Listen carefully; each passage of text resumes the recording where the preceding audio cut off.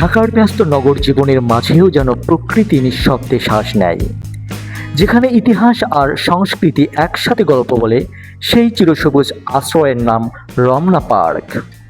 রাজধানীর হৃদয়ে অবস্থিত এই ঐতিহাসিক উদ্যান শুধু একটি পার্ক নয়, এটি ঢাকাবাসীর আবেগ, প্রশান্তি ও ভালোবাসার এক জীবন্ত প্রতীক।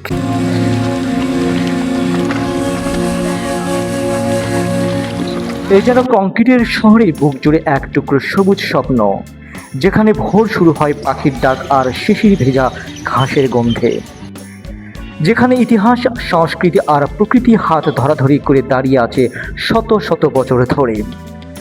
স্বাগতম রাজধানীর ঢাকার প্রাণ রমনা পার্কে।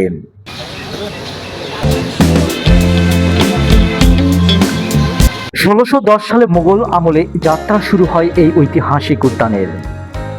এক সময় রমনার বিস্তৃত ছিল বিশাল এলাকা জুড়ে।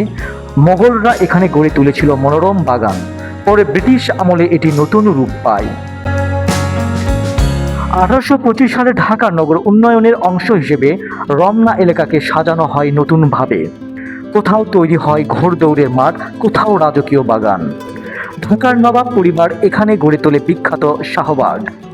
লন্ডনের কিউ গার্ডেনের পরিকল্পনাবিদ আর.এল. প্রাউডলকের তত্ত্বাবধানে শুরু হয় রমনার আধুনিক নকশা।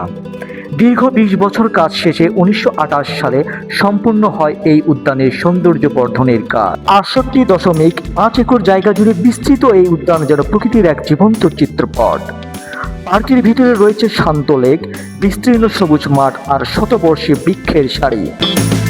সকালবেলায় সূর্যের আলো যখন লেকের জলে পড়ে, তখন পুরো পরিবেশে যেন রূপকথা দৃশ্যে পরিণত হয়। এখানে রয়েছে ২ শতাধিক উদ্ভিদ প্রজাতি।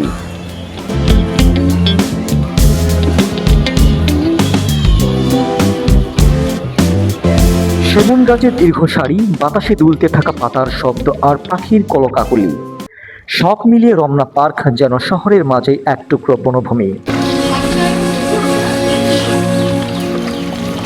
প্রতিদিন ভোরে হাজারো মানুষ এখানে আসেন হাঁটতে, ব্যায়াম করতে কিংবা একটু নির্মল বাতাস নিতে। তাই অনেকেই রমনা পার্ককে বলেন ঢাকার ফুসফুস। রমনা পার্ক শুধু প্রকৃতির সৌন্দর্যের জন্য বিখ্যাত নয়, এটি বাঙালির সংস্কৃতির অন্যতম প্রাণকেন্দ্র। প্রতি বছর বাংলা নববর্ষের প্রথম প্রভাতে রমনা বটমূলে বসে এক অন্যরকম আবেগের আসর।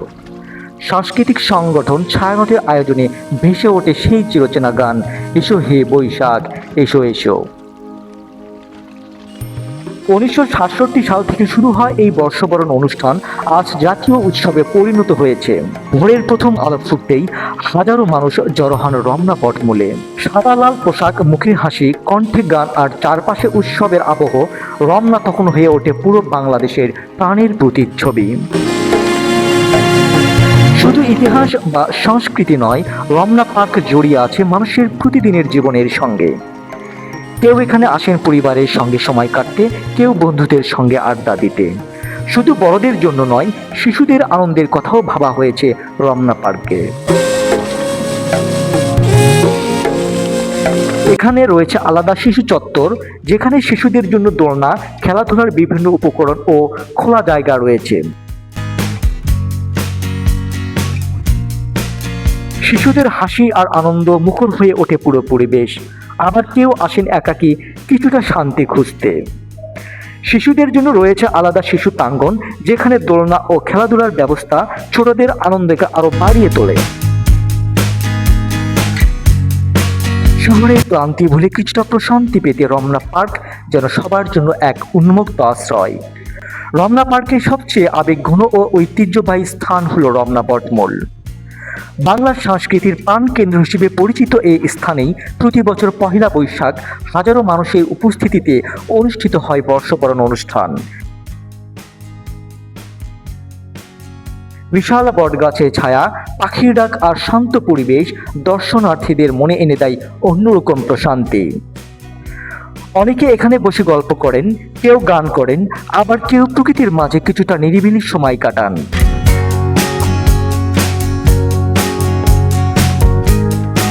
দর্শনার্থীদের সুবিধার জন্য পার্কে রয়েছে পরিচ্ছন্ন ও সুব্যবস্থাপূর্ণ টয়লেট ব্যবস্থা। নারী পুরুষ ও শিশুদের কথা বিবেচনা করে আলাদা সুবিধা রাখা হয়েছে। যা পার্কে আগত মানুষদের স্বস্তি ও নিরাপত্তা নিশ্চিত করে।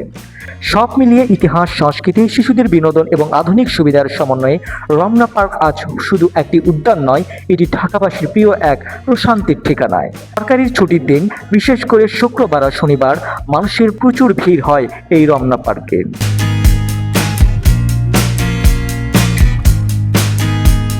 ধর্মপ্রাণ মুসলমানদের গুরুত্বপূর্ণ দুটি উৎসব ঈদ উল ফিতর ও ঈদ উল আজহায় ব্যাপক ভিড় হয় এই রমনা পার্কে।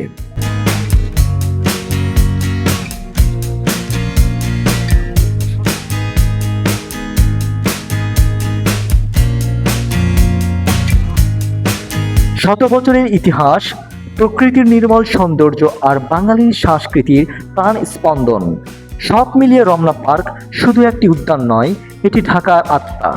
যদি কখনো শহরে কোলাহল থেকে একটু শান্তি খুঁজতে কেউ চায়, তাহলে একবার ঘুরে আসতেই পারে রমনার সবুজ ছায়ায়। কারণ এখানে এলে বোঝা যায় প্রকৃতি কখনো শুধু চোখকে নয়, মনকেও শান্ত করে।